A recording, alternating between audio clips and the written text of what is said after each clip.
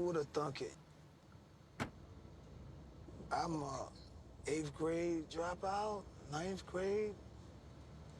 I left school early. You know, my mom, I'm sure I worried her a lot, you know. Me and my bro worried her a lot, you know, early on, not knowing what we wanted, but we didn't want to become nothing. We wanted to be something, and, you know, I didn't know what my future would hold. There was a little hope that came in that darkness.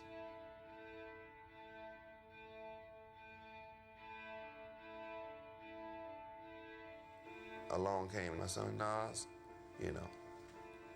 I just felt like a king was born. Every rhyme was like the best shit I ever heard in my life. 8, 9, 10 years old, we're talking about the devil and God. Ain't nobody was really rhyming like that back then. How many people have Illmatic? 1, 2, 3.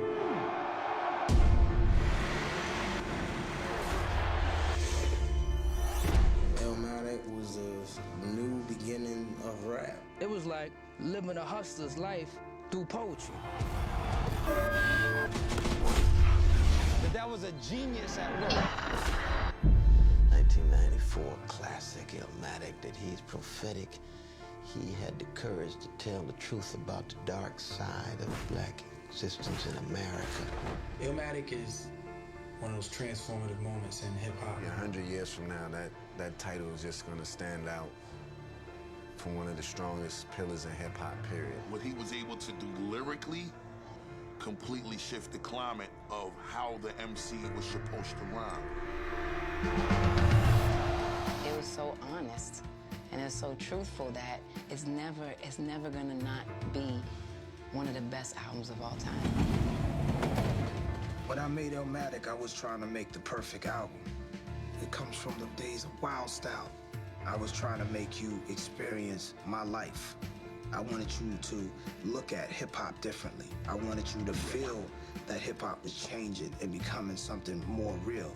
I gave you what the streets felt like, what it sounded like, tasted like, smelled like, all in that album. And I tried to capture it like no one else could.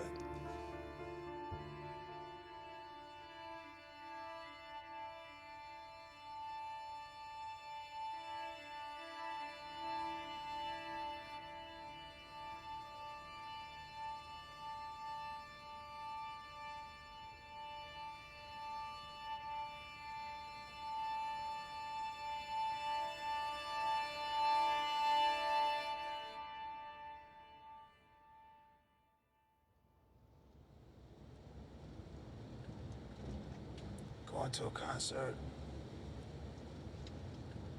I think to myself, wow, this is what I do for a living. I chose this, and then it happened, and now this is what I do on a regular.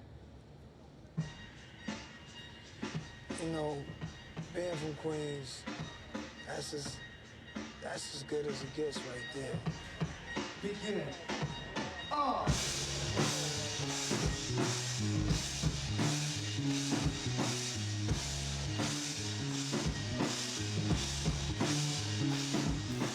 My musical journey ain't start with me.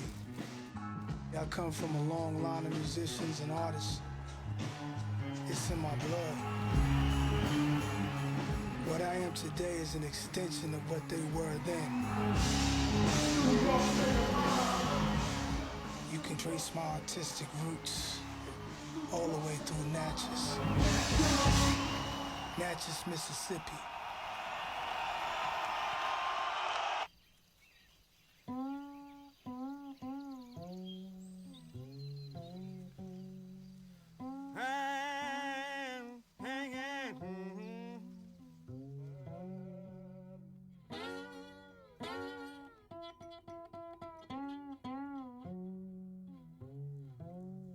My ancestral name is Oludara. It means God is good. I was born in America, a place called Natchez, Mississippi. It's right on the river. During the heart of segregation, the Klan, whatever like that, you could see the burning of the crosses at all times. There are musicians all over the place, you know, on my father's side. He and my godfather, they had a group called the Melodiers. They travel all around America. But the family's been like this. Musicians, artists, teachers, you know, sharecroppers, farmers, hoes, prostitutes, but they all had a higher grade of how they dealt with it.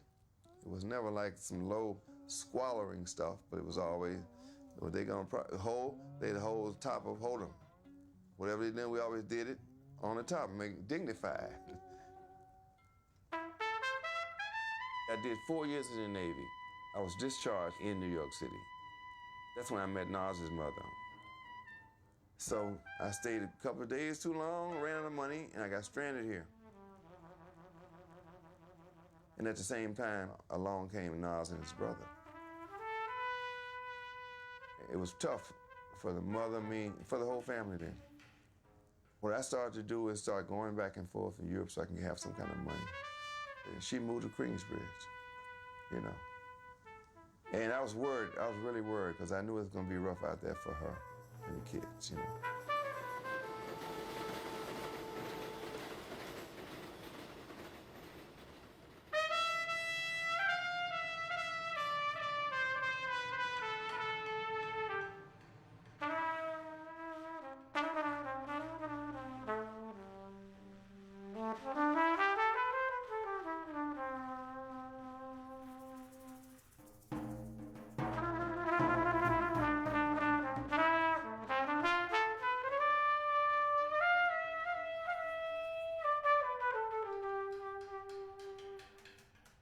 In the 70s, you had mothers and fathers. In the 80s, you had a lot of single mothers. In the 90s, you had people being raised by their grandmothers. Historically speaking, you got to keep in mind the GI Bill was a bill in which persons had access to education, credit, to gain access to houses so you could live in suburbs away from the city. So black folk received very little of the GI Bill money in terms of housing, only 2.1%. That's why you could create a white middle class with black folk gaining no access to it. And then they create these housing projects that go all the way up to pack folk in like sardines. Down with hovels, down with disease, down with crime, down with firecraft. Let in the sun, let in the sky. A new day is dawning, a new life, a new America. Thank you, Mayor LaGuardia. Historically, they were built for working class families, no matter what color.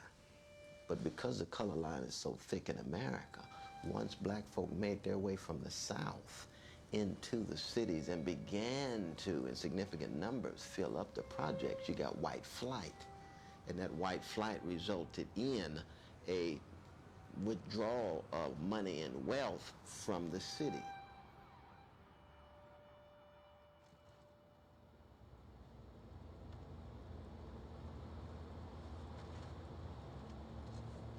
You know, I'll tell you, Queensbridge to me, it looked messed up.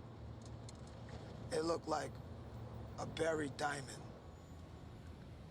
I had a chance to have a childhood for at least a little bit, you know, and then, you know, I felt like I had to become a man early to deal with my environment. So I saw the difference early on what type of parents I came from. Good people, hard workers. We had color television, we had VCR, you know, we had a carpet. We had nice things in our places compared to some of my other friends who had nothing, who ate hot dogs for dinner, who had no furniture, you know, was living bad. Like, we didn't really lack food. My mom was a great cook. Everybody wanted to come at our house. Miss Jones cooking, I'm over there. She had a great spirit. She didn't talk with curse words. She didn't talk street stuff. You understand?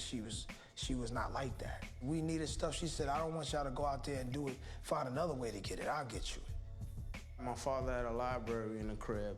We had like a wall unit. It was a library. It had all kinds of books. Everything from the Book of the Dead, Egyptian books about King Tut, psychology of the modern man, Malcolm X, Sun Tzu, instant facts about the world, history of Chinese philosophy. It came before Columbus by Ivan Van Sertima, Aesop's Fables, Afrocentricity, Tao the King, From Superman to Man by J.A. Rogers, the Bible, Proverbs, trials and tribulations of ghetto life. I found that helped him a lot. My pop had been all over the world in the Navy and then traveling through his music. So he had a lot of stories to tell me and my brother about places outside the block, outside the neighborhood, outside New York, outside America. Man, I'm a cool man. So it'd be a xylophone made of wood, trumpets, guitars, maracas. They were toys to me, man. When Pops would leave, we'd just be banging on those things, you know what I'm saying? See, Nas, I thought Nas was going to be a great trumpeter. He would play trumpet every day with drummers outside our building. I took the trumpet away from him. I said, you can't play now because your lip might get messed up. Wait until you're like 7, 8 years old when your lip is more mature. He was furious about that. He loved it. So by the time he got to be 7, you know, I often horn again. He said, no, I'm into something else. He used to wake me up in the morning with rhymes every day, like, yo, how this sound, how this sound, that sound. But since he was waking me up in the morning, I would tell him, yo, I didn't like that word. You said this, you should have said, you know what I mean? He used to come back, wake me up again, yo, how this sound, this is better, da, da, da. But I knew he was the best as soon as I ever heard him rhyme. I had a friend, a real friend, William Graham. We called him Will. We used to play around and make music when we was young. Me and Will, we'd make tapes and stuff like that and play them for our friends. We look forward to getting together and making tapes. Willie lived right upstairs. He was like my surrogate son also. I had another way of looking at the world. And the combination of the two, their minds were like, boom, like an explosion. I used to go upstairs to his crib, and he'd be baking brownies and taping videos. So one time he said it to a girl on the phone. I guess she said, what you doing? He said, just baking brownies and taping videos. And he bust out laughing. And, you know, I guess to him it sounded real soft. So every day he'd say to somebody, what you doing? Baking brownies, taping videos? Like he'd say this to everybody. It's all I want to hear. He made you laugh. He was all about having a good time. That's how we was. We was like 2 peas in a pod, you know? And we was working on music all the time. But back then it was like just playing around. And if you want to see a smooth black Casanova, take it over.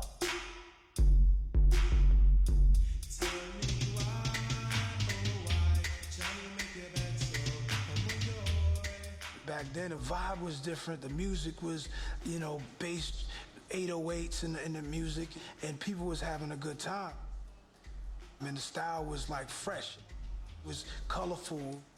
It was rich. Well, they used to have the jams in the park, and one of the DJs was from my block, DJ Hot Day. Hot Day was known throughout the neighborhood for bringing out his equipment. Everybody here that the jam is getting ready to happen. You see them carrying the equipment to the park, and sometimes I try to help. It was life, it was greatness, it was like so much potential out there. It wasn't until later that I started to see the deterioration and see the effects of what they started to call crack. We're fighting the crusade for a drug-free America on many fronts. The city was about to look crazy. It's sad. And it wasn't just a gangster thing. Any and everybody made money off crack. It was survival to the fullest. The collapse of the inner city economy has created a new way of life, an economy based on drugs. People that's older than me were more hip to what was happening. They were making money off it. So, you know, it spread everywhere. And I'm just sitting back watching. I know this crackhead say she got a soft nice rock, and if she just bring your customers in, there's a rip off for sure. They got a slide in on vacation, inside information, lost niggas erasing, and it was spaceship, and drop steep as it does in my grip when I was asleep. I wanted to give you that feeling of New York at nighttime.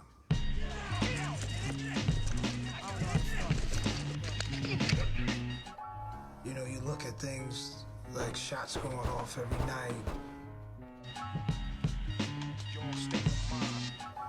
You're seeing what's happening around you and pregnant ladies trying to smoke crack. It's a $100 billion a year business. Crack-related crime is soaring.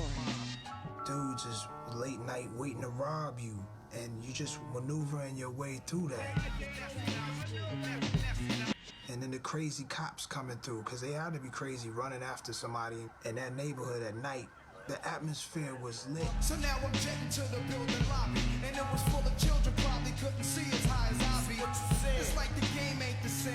Got younger niggas pulling the triggers, bringing fame to their name and claim some corners. Cruise in broad daylight, stick up kids, they run up on us. 4-5s and gauges, max and facts, same niggas that catch you back to back, snatching your cracks in black. There was a snitch on the block, getting niggas locked. So hold your scats to the cold place. To survive here with a family at that time was hell, believe me, especially if you didn't have any help. And we had no help.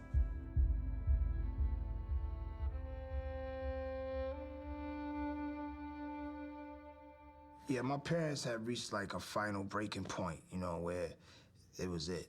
My pop just kneeled down to me and gave me that one-on-one. I'm sure he said, you know, what he had to say to my brother, too.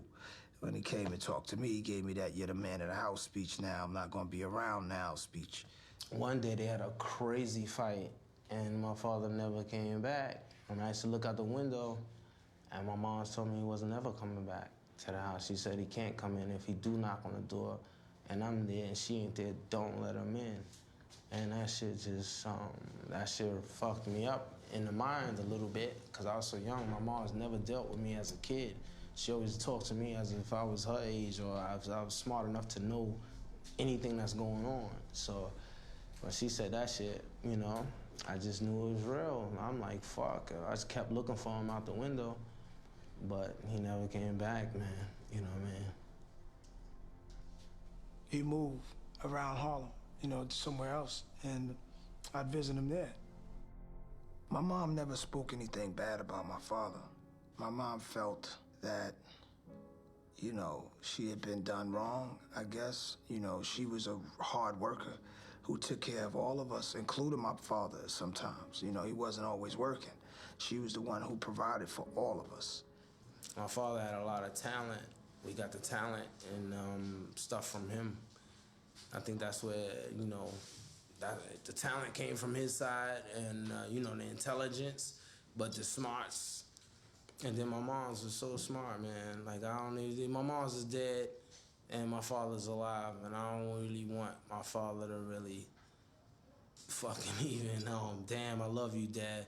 But yo, my mom's, I wish she was here to be like praised as much as he is for Nas's life, especially for Nas. Anything to do with Nas, yo. My mother is the one that, you know what I mean? Without her, we would be no nothing. We'd have been gone.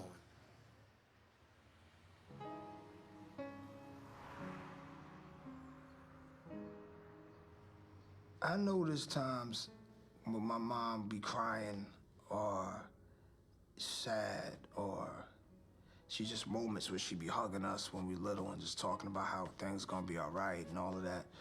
Those were great times because we had a beautiful home inside that neighborhood. Our home was right, and for the most part, and we had a lot of love, you know. So she was just really positive and happy. You know, she laughed. We laughed together a lot. She really just wanted the best for me and my brother.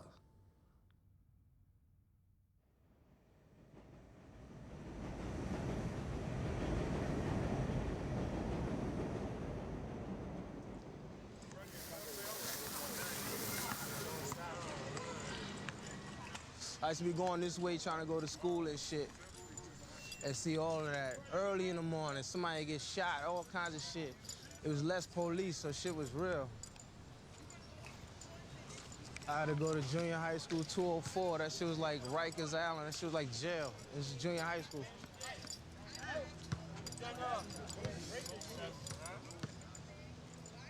Well, I found out in New York, they were not raised like we were raised down in the South, nurturing, you know, with your own people raising you. He had never experienced it in no love like that before. And I went over to enroll him in school. It was almost like enrolling him into hell. It was shocking to me. I felt very bad to see that my father was raised in a nurturing school system. I was raised in a nurturing school system. And here come my kids. I have to have kids in New York City, and they into this. I did like school in the beginning. I only remember good teachers in elementary school and junior high school a little bit. There was Miss Brocconi. Well, Nas was in a bright class in first and second grade. And I remember we did a project. The children had to make a face, their face, on a mask-size form. I was hanging them up. And then I stepped back to look at them, and I saw Nasir's face. And he wasn't happy that day for some reason. And he had captured himself perfectly. And I thought, wow, this kid can express his feelings. They tried to put me into like a slow class in elementary school, and my mom raised hell and got me out of there. I still had dreams, like I wondered what it would be like if I was in art and design or some other school that, you know, that really would push some of my talents, you know, that I thought I had. But when you grow up in an environment where the taxpayers are not making a lot of money, then they don't have the funding for schools. And when the schools don't have any money, you get a no-money education. And you wind up getting people who's not motivated and start looking for other ways, faster ways.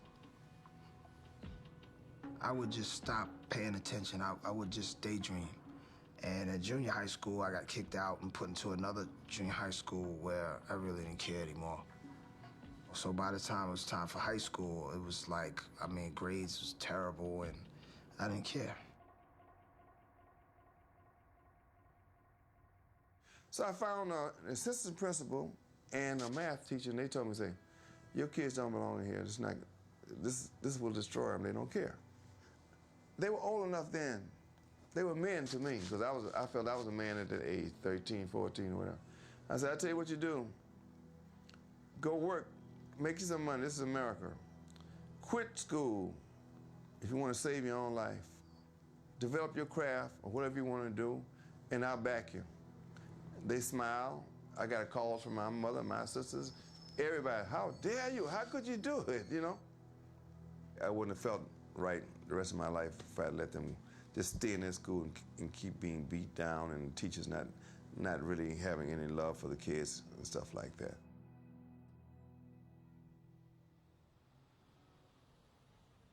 Yeah, he told me if they're not teaching me nothing, then don't go and try and figure out life on my own. And I'm smarter than the teachers anyway.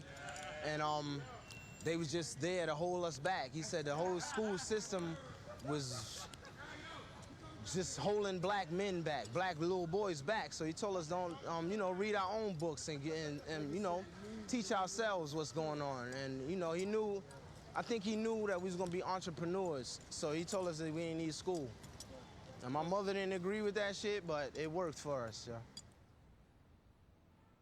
You know, my mom's biggest fear was us not doing school. And at the end of the day, I didn't want to hurt her. My friends, you know, all of them were in the game. I didn't want to do that full time. I didn't want to do that at all, really. And I really didn't have to. I planned to be something, like really something. You know, I was just really with music, writing, whatever, just anything around arts. And I just kept telling myself, this can't be my career, this other thing. It can't. I had a passion for creating things, so that was gonna be my out. We came here tonight to get started, to co-act ill or get retarded.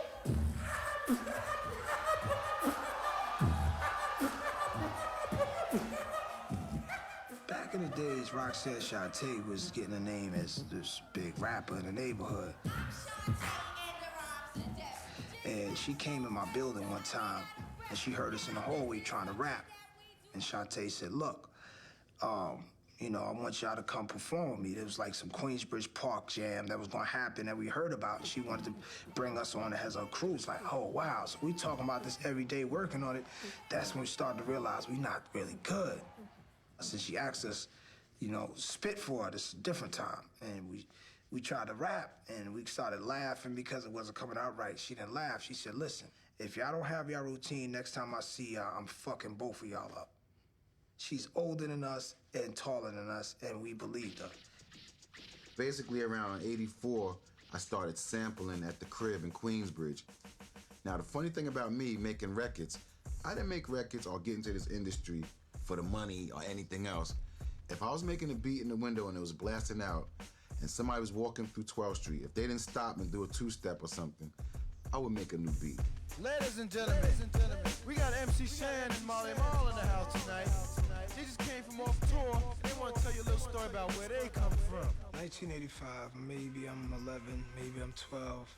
My man comes to get me, yo, there's this new song by MC Shan. Oh, he's like, yo, he got a song called The Bridge about the neighborhood. Which was never meant to be a record. That's crazy. It was meant to be intermission music for Queensbridge Day. But the tape went around Queensbridge, and hey, it became a Queensbridge hit. And the rest is history. You love to hear the story again and again of how it all got started way back when. When I heard that record, I just stopped everything I was doing. It was like, oh, shit. You automatically knew it was a smash. You know, the pride was crazy. You know, we had an anthem. It was on the radio. People knew, yeah, I'm from Queensbridge. I couldn't believe they lived in this neighborhood with us, you know what I'm saying? So that was amazing to me. Then you say, there goes Shan, there go Marley in his car. You meet people and tell them where you're from. Most people never heard of this place. That song changed everything. I go down south, I'm a Shan fan and everything. I'm a fan of everybody else, but I'm really feeling good about my neighborhood and everything. I get back, the day I get back, the kids is talking about the South Bronx record. And I'm like, what? And it was like, yo, this is record. This is Shan and Marley. I'm like, all right, well, let me hear it. South Bronx, the South Bronx, South Bronx. Oh, man, you know, wow, they hating, you know what I mean? Oh, they trying to be like Shan and Marley. But it was also raw that he was just going South Bronx, South Bronx, get it, South Bronx. Oh, the beat is tough, I can't front. So Shan put out Kill That Noise. Rap in any style, all categories. Fresh freestyle, surreal, live stories. Jam is dedicated to you and your boys, and if you knew what I knew, then you kill that noise. And then The Bridge Is Over came. That's it. The bridge is over. The bridge is over. The bridge is over. The bridge is over. Hey, hey, hey. It just silenced everything. It was like, oh, they not playing. Manhattan keeps on making it. Brooklyn keeps on taking it. Bronx keeps creating it. And Queens keeps on faking it.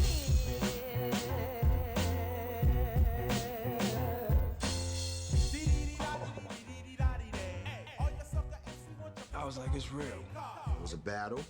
Shan was in that battle. Shan did his thing. KRS-One did his thing. The morale went down to Queensbridge until the Nas's came out. That was our lives, you know what I mean? That was not only our lives, that was the whole Queensbridge lives, you know what I mean? Then we knew fucking KRS-One just said the bridge is over and all that shit. We was little kids coming up under that shit. Like, yo, the bridge ain't over. We super ill niggas out here. Like, so we had to let the world know how ill we was. Like, when everybody thought in hip-hop that the bridge was over, are you fucking crazy? We was ill.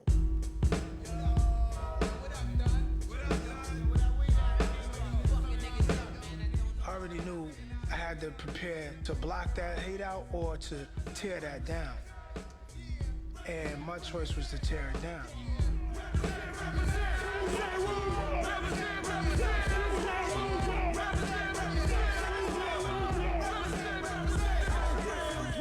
It is hate to be an ass. is the hot spot full of criminals. Don't care, cause Olympic, we don't stare at them. They better break law before we get the ball powder. They said they face off the streets is real. Undercover sabotage, brothers, and these on the roof, trying to rush us in that. As a kid back then, I felt like every day was one step away from the end.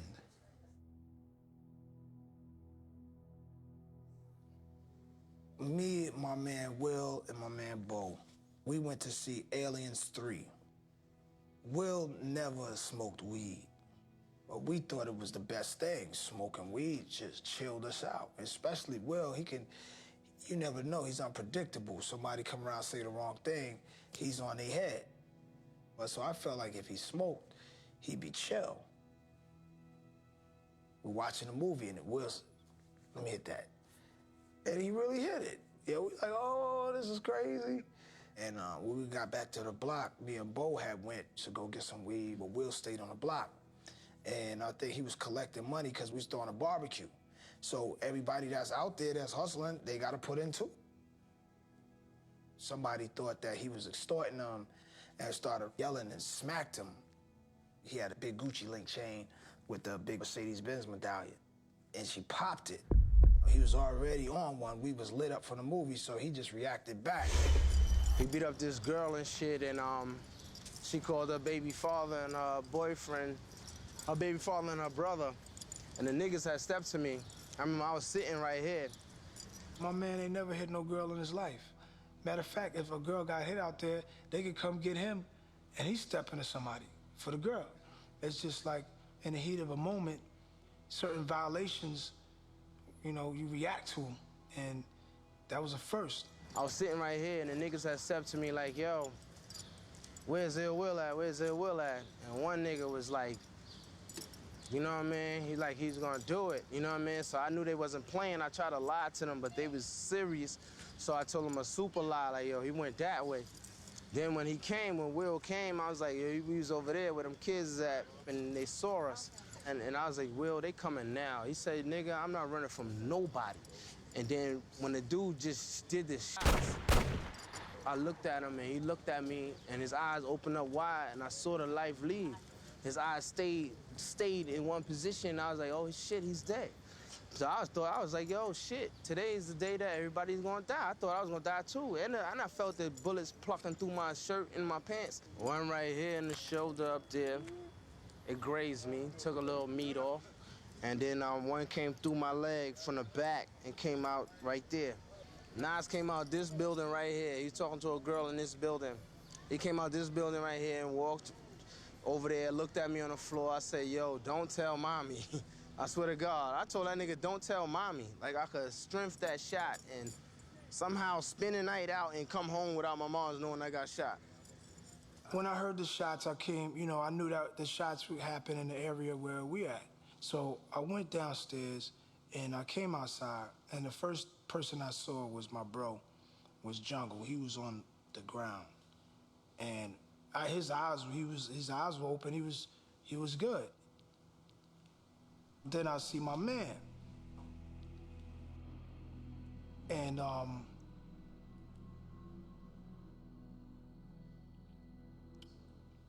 so he wasn't moving. I mean, at that point, it was like, we let somebody take one of us out. You know what I mean? Like, it's it, man. Like, we might as well all go. Nothing mattered no more. Whatever. I ain't blaming nobody, but I would have moved. You know what I mean? If my son got shot, I used to tell my mother this shit. Why didn't we move, yo? I had to come outside and look at this block again and all that shit was traumatizing. That shit made me into like a crazy person. That shit made me a shooter and all that shit. That shit made me like that. Give me a cigarette, yo.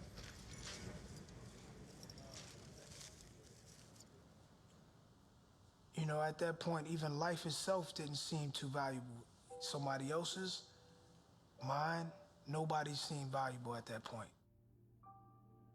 Will was a lot of things to Nas. He was very creative. just like Nas was. He was very knowledgeable about a lot of things. They read, basically, they thought basically the same. And they were basically brothers in a way, you know. So I noticed his demeanor did change. He got more maybe cynical about the world or whatever. He had a little sadness in him, a little hurt. And I can still see that in him sometimes. To me, it made him take life serious because he was right on the verge of getting that record deal around that time. And it's either you sell drugs and be in the hood forever or you do this music shit. Once Will died, he did music. We didn't even barely see him no more because Will was down with what he was trying to do. They was all together trying to do the music shit. After he passed, it was like he was orchestrating things from upstairs. It was around that time, man. We felt it happening. We felt like something good was about to happen.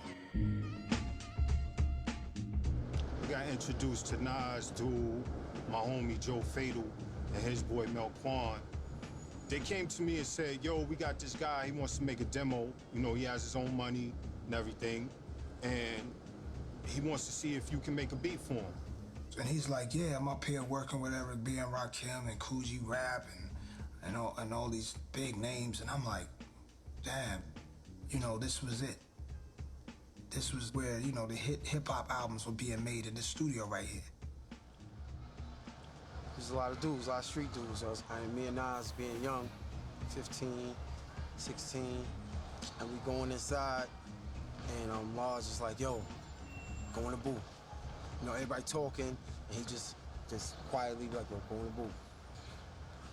Nas go in the booth, he's throwing a beat, and he start rhyming, and everybody get quiet.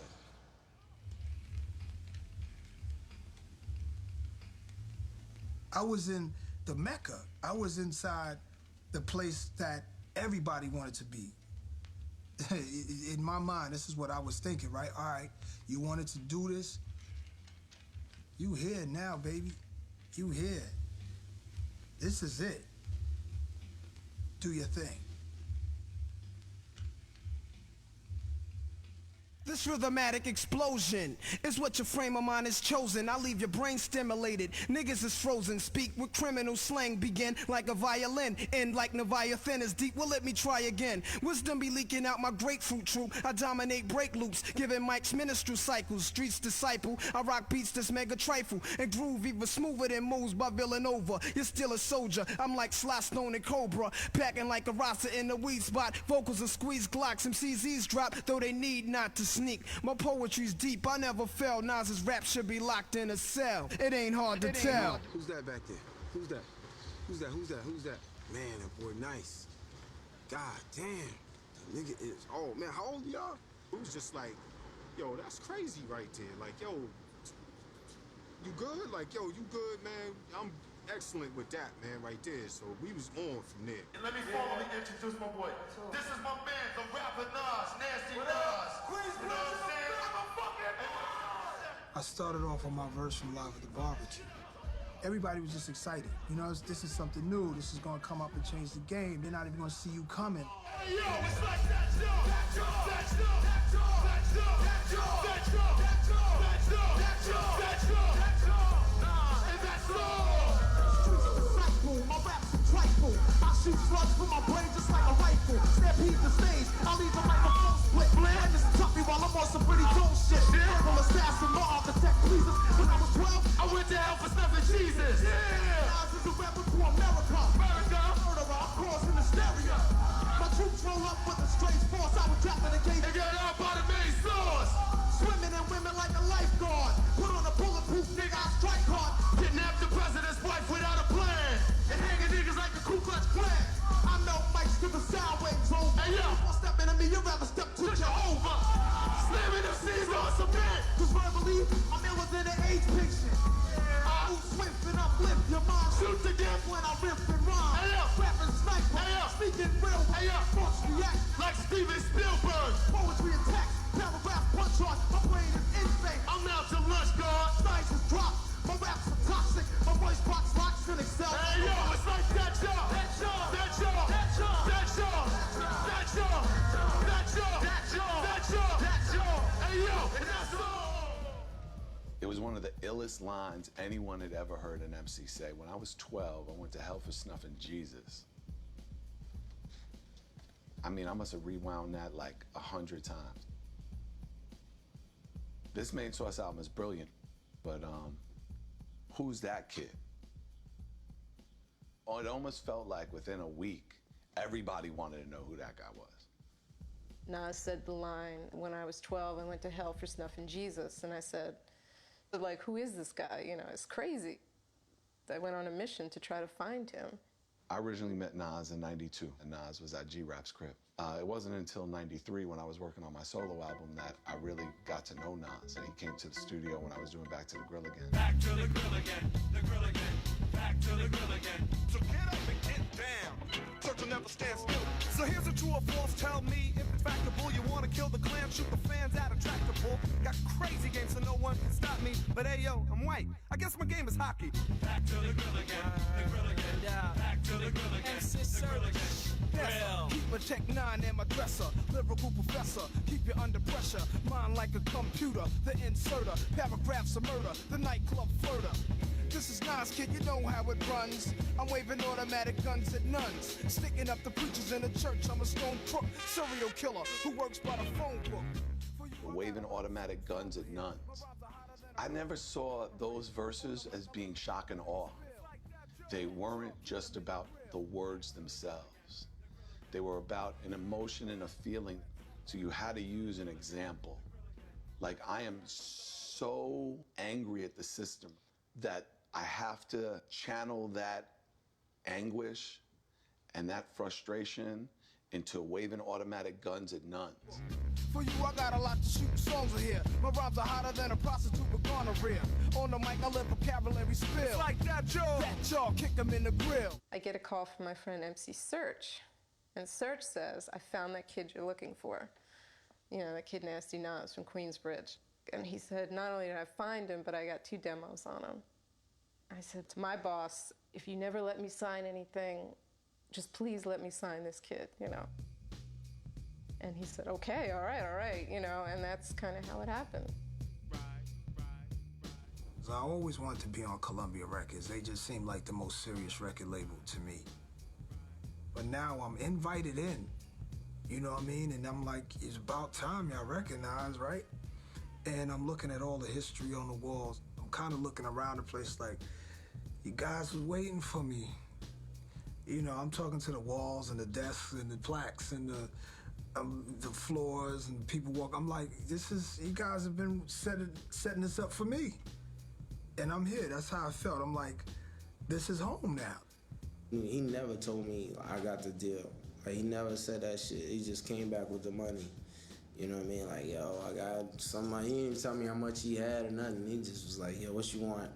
Go to Macy's and get it. You know what I mean? He brought me some gas jeans and shit like that. Like, yo, yeah, you want some money? I got you and all that shit. And I didn't even know what he was doing. I didn't know how. I just figured, cool, you got this little bit of money. That's the most money we ever gonna have, ever. And you know what I mean? This is the end. You're gonna do some videos and we good. We back in the hood. And that's the shine that we got.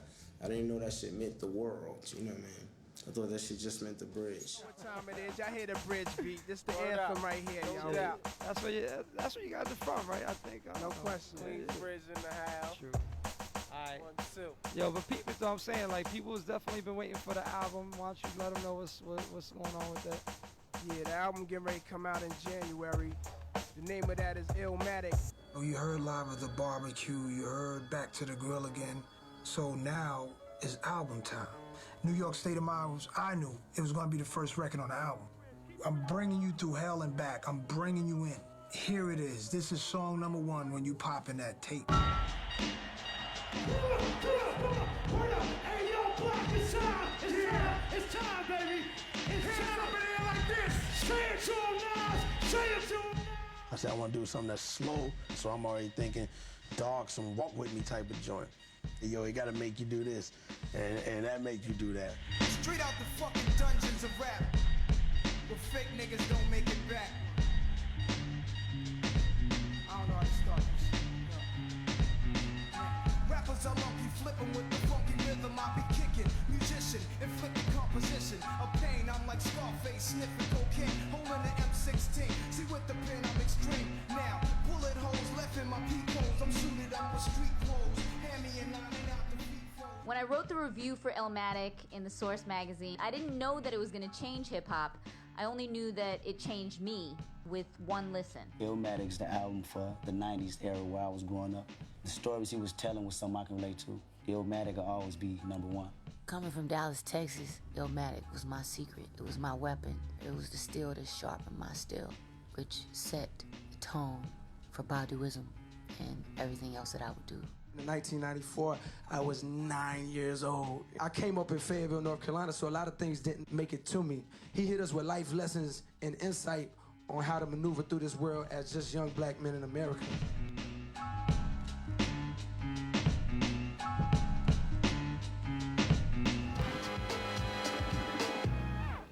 Fab Five Freddy, I'm in the laboratory with my man right here. It's Big Nas, son. It's Illmatic, Illmatic, Illmatic, Illmatic, Illmatic.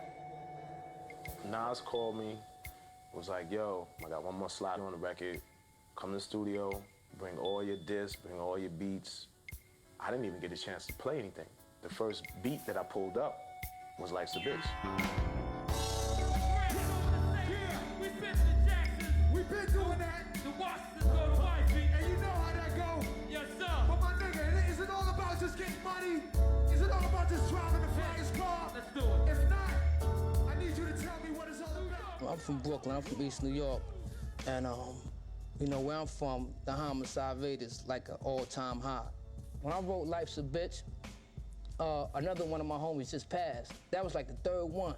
A lot of brothers was incarcerated. I shot it at one of my homies, and they was like, damn, son. Like, oh, shit. I felt it from the heart.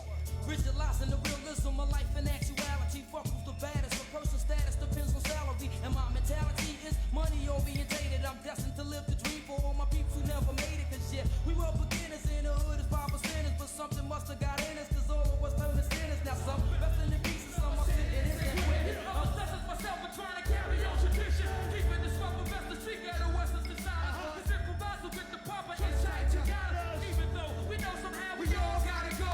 Long as we're leaving, we'll be leaving with some kind of dope. So, to the day we inspire, turn the rapers, me and my capers. A piece of ransack, I'm ready powers. Keep it in real, pack it chill, get high. The rhyme flow from an MC perspective that the nigga put down was crazy. But when you say, I'm destined to live the dream for all my peeps who never made it, nestled within all of that street grimy shit the nigga talking is hope. I woke up early on my born day, 20 years of prison. Essence of battle, like to leave my life. My physical frame is celebrated cause I made it. My quarter through life that God created. I got rhymes 365 days, annual plus stuff. I'm up the mic and bust one. That's what I bust for. My skull is pain in my brain. Money maintained, I go against the word. When I was young, I used to do my thing. Robbing foreigners, take their wallets, they jury, and rip their green card. Took to the hood, flashing my quick cash. Got my first piece of ass. Just in the gas. It was all about cash and abundance. Niggas I used to run with, rich and doing years in the hundreds. I switched my motto. Shout out Sam, fuck the mom with that buck. That water bottle, could have struck the lotto. Sometimes I look back, loose crack, produce back. Cooked up, just small pieces to get my loot back. Time is Illmatic, keep static. War fabric, back a formatic. That's where I'm that's why we get it hot. Early on, my pops told me, you know, you're gonna be the man in the house, I'm out. My mom's told us, you know, and he's still your father, he still loves you. You know, all that story. And it was like, I'm sure I wasn't happy about it, but, you know, to me, I always been like, that's life. You know, keep pushing. Life's a bitch and then you die. That's why we get high, cause you never know when you're gonna go. The track, it just had a jazzy feel to it. I just felt like I could hear my pop on it. I just asked him to play something that reminded him of when me and my brother was kids in the neighborhood.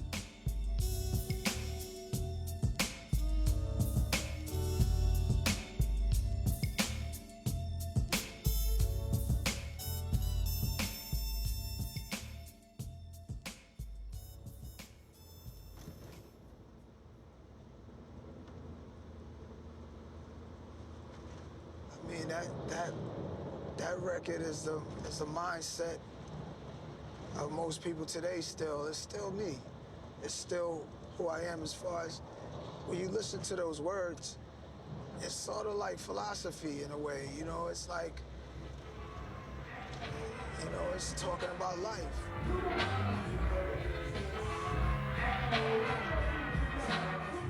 That 19-year-old was the beginnings of me. You know, it's the beginnings of who I am today. And if it wasn't for me in that mindset then, you know, people wouldn't be with me today.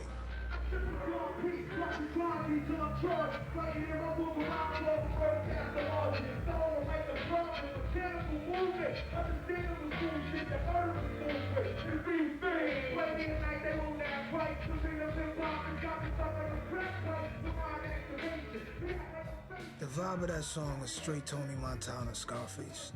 The world is yours. That's what it said on the blimp. That was serious in the movie when he saw that. It was like a sign. I saw this jazz album, Ahmad Jamal, and I, just threw it on one day as I was vacuuming in my room, and I heard the loop go by. So that's when I started making the drums. I was like, let me just put something in there that's kind of like, not just your regular boom bap, but something else, like a ting, ting, ting, ting.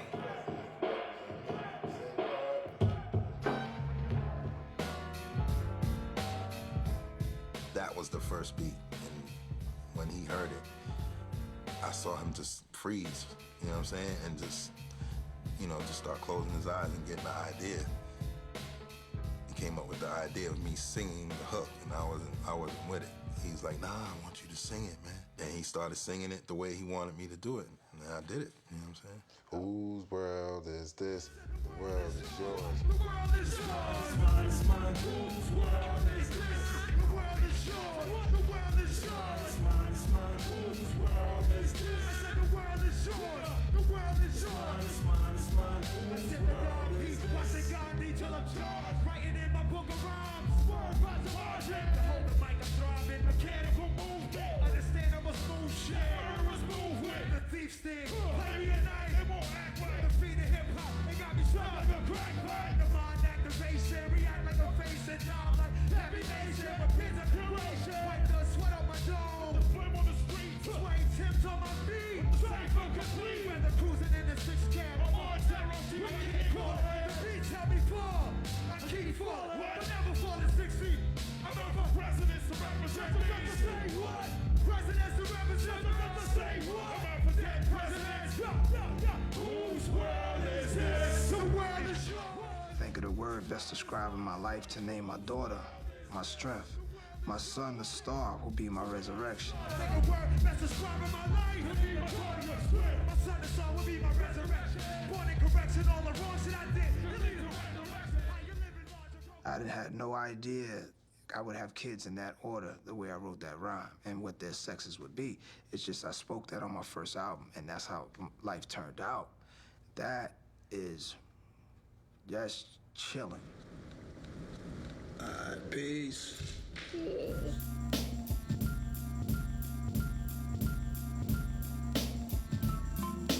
I was born right here.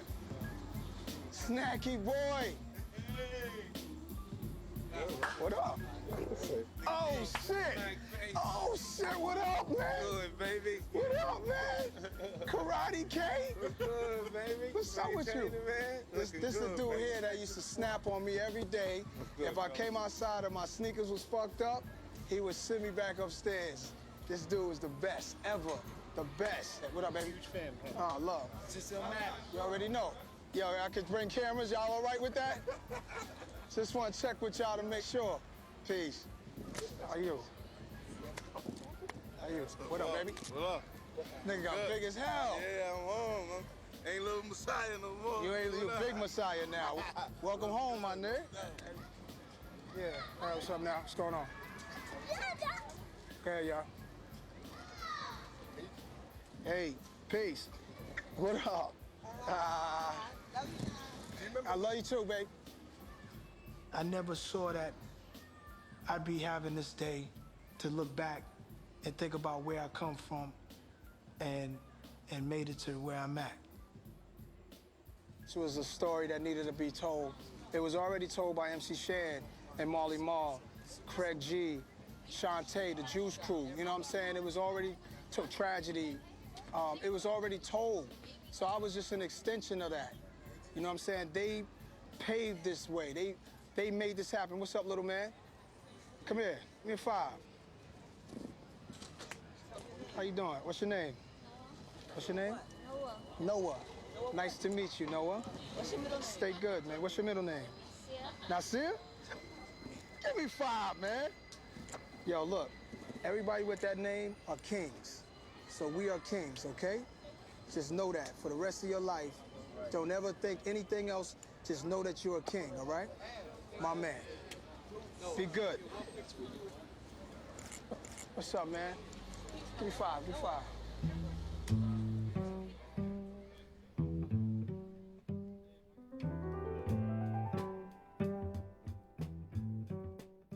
I remember being in Europe and hadn't seen my boys for a long time.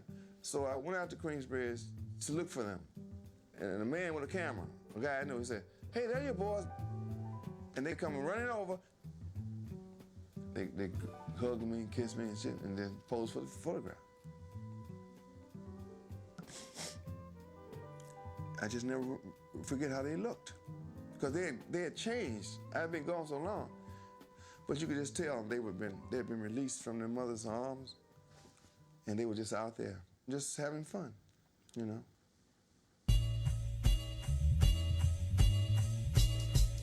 Yeah, it's Illmatic. Yeah.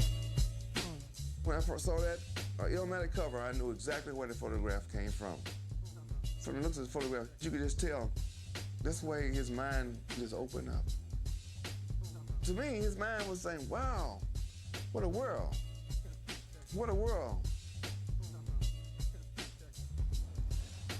So you'd have this your background for Illmatic.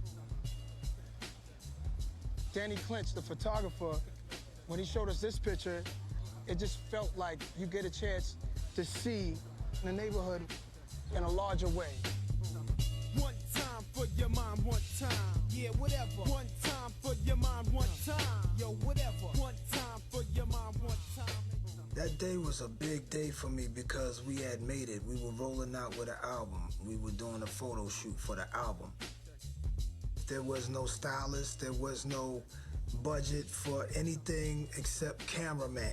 To get to that point is the biggest day of your life, so we were celebrating.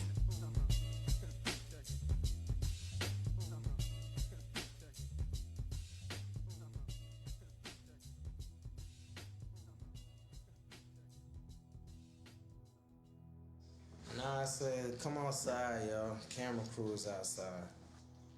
Everybody knew Nas was a rapper, you know, he had a song out, so, you know, people came outside.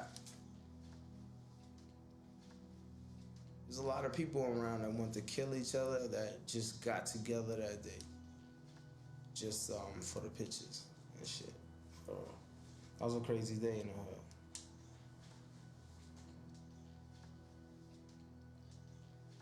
Everybody got their turn in Queensbridge for something to happen. Some of them people gonna catch murders. Some of them people gonna get beat up. Some of them people gonna go to jail. But all of them people gonna have a story. Everything gonna happen to each individual in that picture, one by one. He's doing 15 years. He's fighting a murder. He's doing life in prison. He just got locked up, no bail. My man just, he just did some shitload of time in fucking North Carolina, breaks crazy ass life. He do a bunch of fucking time in and out of jail. And this shit is real, this surprises.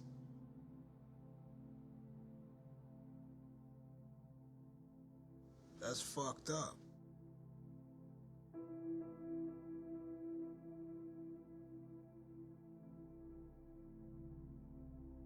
It's so fucked up just to see what happened, you know what I'm saying? Like, it makes me really realize if it wasn't for music, you would have told a story about that kid too on the bench. If it wasn't for music, you would have went along that line telling that story, or maybe I wouldn't even been in that picture.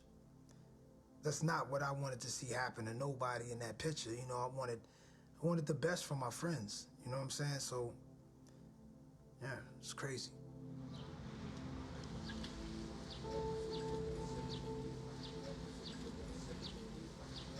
I still have dreams about being here. I still have dreams like I'm here. I don't know what it means. I feel like every hood is haunted by the brothers that walk through there. You know, the essence of them is still here. It helped make this place what it is. They kind of like govern it spiritually, you know what I mean? So you always remember the homies. You always remember the ones that meant a lot, that died for even this neighborhood, that died for us to be here. I feel like a voice for those ones that passed on, you know what I mean? Because I was here. This was me. This was what it was about for me, you know what I'm saying? This was life.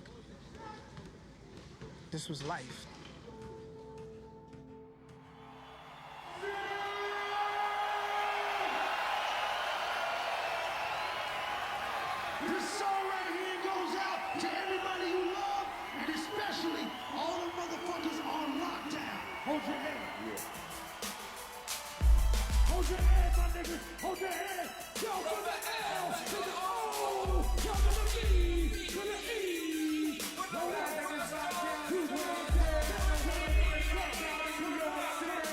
Always lockdown for Queensbridge. Always lockdown in New York City. The L. Yeah, the O. This is for real now. If y'all know about love, real love.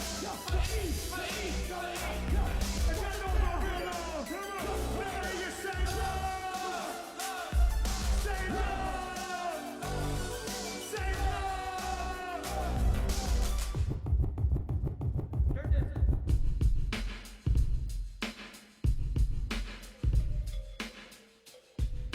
Large Professor hit me, told me, yo, you need to link up with Nas. I know you got it. It was Large and Akinelli and Nas that came out. We had a little setup in Fight's basement. Nas was like, yeah, I just need that shit you do. You know what I'm saying? Like, that mystic shit. I played him what was to become One Love. Word is born, you got 6 minutes on that jack, kid, or shit is real. Yo, check this shit out, man. Hey, yo, go, give me a cigarette. Yo, here you go. Yo, check it out, man. Check out what I got here, man. What is that? What's that? Yo, it's a letter I got from my man Nas, man. I find myself getting letters from friends who were locked up all the time, and you know, me saying what's going on in the free world, and him telling me how he's maintaining and asking me questions, and us going back and forth, you know, on just keeping his brother's head up. I never heard a record where somebody's writing letters to people. If I did, it was like a love song, or it was never from a street perspective. So One Love was about keeping people's head up in locked up situations. What up, kid? I know shit is rough doing your bid. When the cops came, you should have slid to my crib. Fuck it, black, no time for looking back, it's done. Plus, congratulations, you know you got a son. I heard he looks like you. Why don't your lady write you? Told her she should visit, that's when she got hyped. I heard he looks like you. Why don't your lady write you? That right there, if you examine those two bars and just look at what happens when we get incarcerated. You know, you're dealing with a young African-American disease almost, is incarcerating black men. Not only do you incarcerate them in a physical sense, but you emasculate them, you incarcerate their manhood, their identity, their spirit. What up, kid? I know shit is rough doing your bid. When the cops came, you should have slid to my crib. Fuck it, black, no time for looking back, it's done. Plus, congratulations, you know you got a son. I heard he looks like ya. Why don't your lady write ya? Told her she should visit, that's when she got hyper. Flipping, talking about he acts too rough. He didn't listen, he be ripping while I'm telling him stuff. There's a thing that we say in the hood, yo, she's a good bitch, she gonna bid with you if you get locked. She's not fucking around. She's galvanizing on your people, making sure you getting visits. She's holding you down. But when you're black and then you're in America and you're in the hood, no income, hard to find a job, crime all around you, there's a cloud of dysfunction that just hovers over that young sister. So just in that line, I heard he looks like you, why don't your lady write you, shows how the prison system also destroys, you know, union and love and family. You know what I'm saying? And destroys promise and hope. Not only for the person who's incarcerated, but those people who are attached to them on the outside. You look like you, why don't your lady write you? Told her she should visit, that's when she got hyper. Flip it, talk about he acts too rough. He didn't listen, he be riffing. Telling him stuff. I was like, yeah, your girl don't care. She a snake too. Fucking with them niggas from that play crew. Ain't you? But yo, guess who got shot? Jerome's niece. On my way home from Joe's Beach. Plus little Rob is selling drugs on the back. Hanging out with young dogs at all. At nighttime is one tripe than ever. Whatever poor man got to just see him. And so, hold a foot down, represent to the fullest. Say what's up to her, ice and bullet. I left a half 100 in your cabinet. Say what? You was my nigga when push came to. What? Put your ones in the air. Fuck niggas who not there. Put your ones in the air. Fuck people who not here. Go. One love, one love, one love, one love. Let me hear you say it. One love, one love, one love, one love. Oh. Thank you. Thank you. Yeah. Rest in peace to my nigga Draws. Rest in peace to Ill Will forever. Rest in peace to Mark Hill. Represent to all my niggas. We were here for you still. We love you.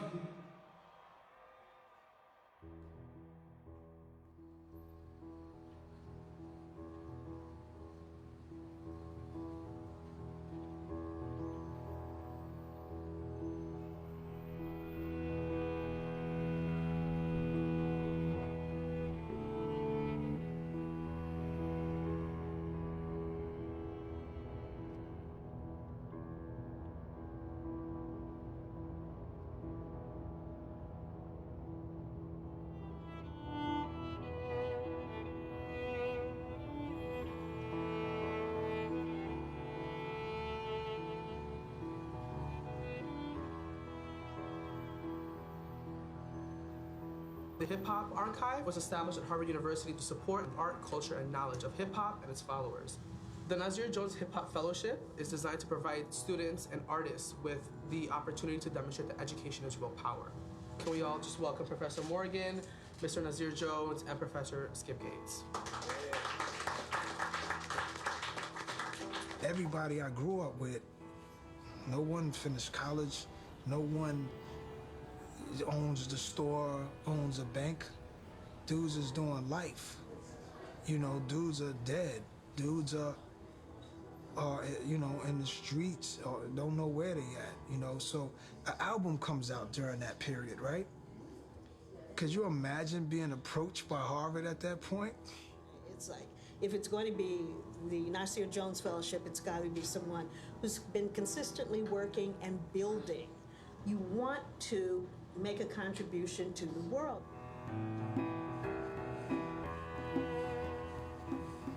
I said our friends be in the projects of jail, never Harvard or Yale, years ago. And here we are. So that they realize that this is an art form, this is a contribution to world civilization, being studied at a university like Harvard, being preserved in a hip-hop archive, having fellowships created for the geniuses of the genre like Nas Jones. I represent my friends that didn't make it. I represent all the guys because they helped me get here.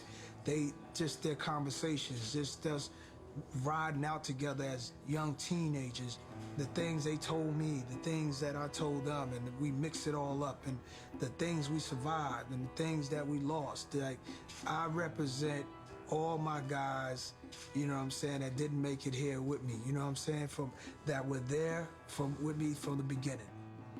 I didn't trust anything.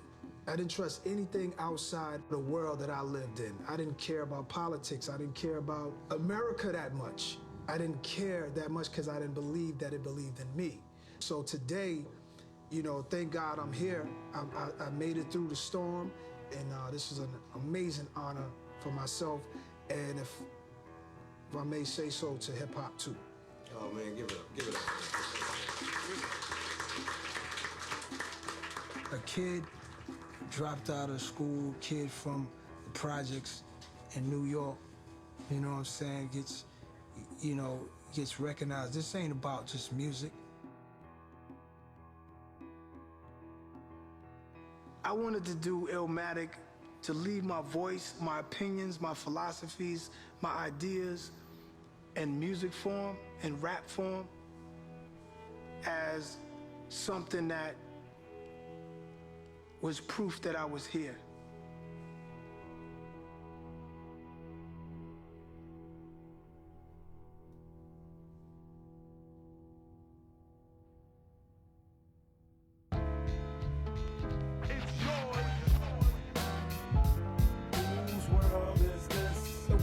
Yours, the world is yours. It's mine, it's mine, whose world is this? It's mine, it's mine, it's mine, whose world is this? The world is yours, the world is yours.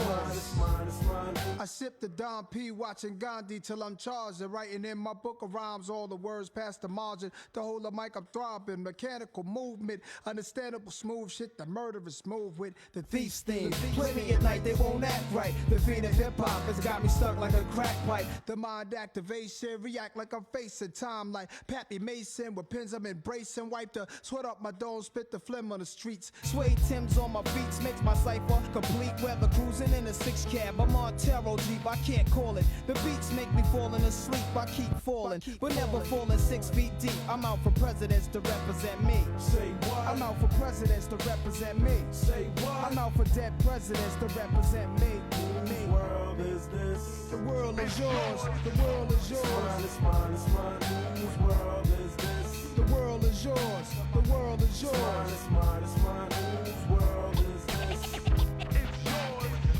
It's mine, it's mine, it's mine, whose world is this? The world is yours, the world is yours. It's mine, it's mine, to my man Ill Will, God bless your life. To my peoples throughout Queens, God bless your life. I trick Reeboks and crazy bitches, aiming guns and all my baby pictures. Beef with housing police, release scriptures that's maybe Hitler's. Yet I'm the mal, money getting style, rolling foul. The versatile honey, sticking wild, golden child, dwelling in the rotten apple. You get tackled, a caught by the devil's lasso. Shit is a hassle. There's no days for broke days. We selling smoke pays while all the old folks pray to Jesus, soaking their sins in trays. A holy water, odds against nods and slaughter. Finger the word best describing my life. To name my daughter my strength. My son, the star, will be my resurrection. Born in correction, all the wrong shit I did, he'll lead in right direction. How you living large or broke, or charge cards are mediocre. You flipping coca, playing spit spades and strip poker. It's yours.